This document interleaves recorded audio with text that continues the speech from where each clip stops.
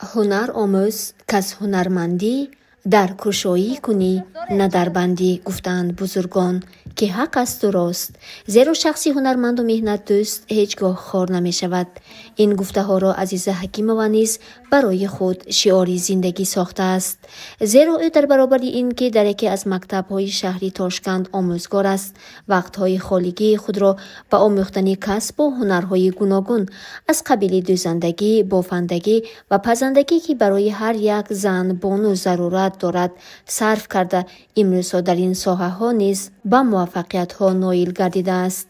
به خصوص در ساحه شیرینی پزی، این بانوی کشاد چهره و چشمی کاردان زیر برند صفا بکری شیرینی ها آماده نموده پیشکشی مردمی پایتخت می نماید و باز برای زنان و دختران هر زمان کورس های مخصوصی آموزشی هم تشکیل می کند. از خردیم بسیار چیزها می پختم، تانم نتانم می پختم و مادر و پدرم من را تعریف می کردند بسیار و یاد معقول می شد کارهای من. دختری کلانی خانه که بودم، همه کارهای خانه، ابخود، پزی، پزندگی ها من بسیارتر این وظیفه ها می غلطید. امروزها همین ذوق و شوق این هنر من را به همین ساحه آورد و حاضر در دهه خودم کلان شدگی آمده در دختر و کلینای همین قشلاق درس داده ایستادم. میخواهم که دخترای کلینای قشلاق بیکار نشسته، صاحب یک هنر، صاحب یک کسب شده نشان را میخواهم و به مثل من بیزنس خود را به راه ماندنشان خواسته همین هنر را به دخترای دهه یاد داده ایستادم. امروزها مادر عروسها بسیار میخواهند که کلینای خانه‌شان، دختراشان پزندگی را داند. این هنر را از خود کردنش را بسیار میخواهند. بسیارم مادر عروسها من رحمت گفته تلفن میکنند، خرسند مینداری میکنند، مینداری خود را بیان میکنند و از این چیزها من بسیار الهام میگیرم. عزیزه حکیمова که اصلا زاده ناحیه سری آسیایی ولایت سرخاندریا است، هرگاه با خواهش زن دختران سرخانی از تاشکند به زادگاهش آمده در اینجا نیز این هنری خود را به بانوان دهاتی هم می آموزد. به نزدیک در تعطیل تابستانه کورس نوبتی آموزشی عزیزه حکیمова در دهه چراغان برگزار شد.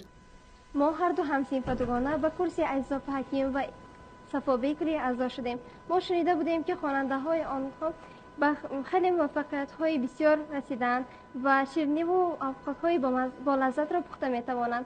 ما به آنها هوس کردیم و به این کورس اعضا شدیم.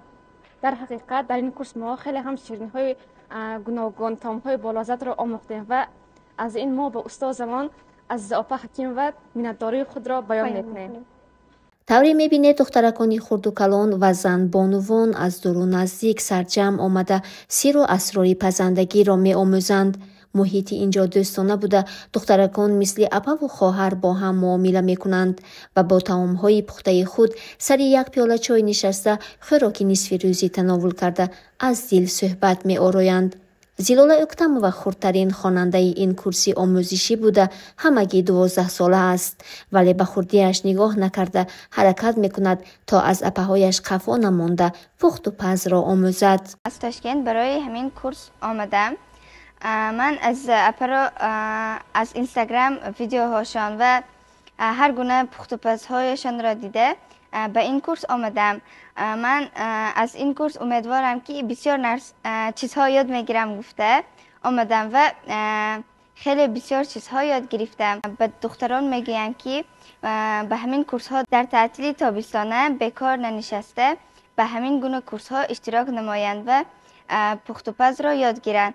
جهت خاص این کورس آموزشی در آن است که اشتراکچیان در فرصت خیلی کوتاه طرز آماده نمودن یک چند نمودی طعام و شیرینی ها را می آموزند و از خوردنی های آماده کرده خود به اهل عائله‌شان نیز میبرند.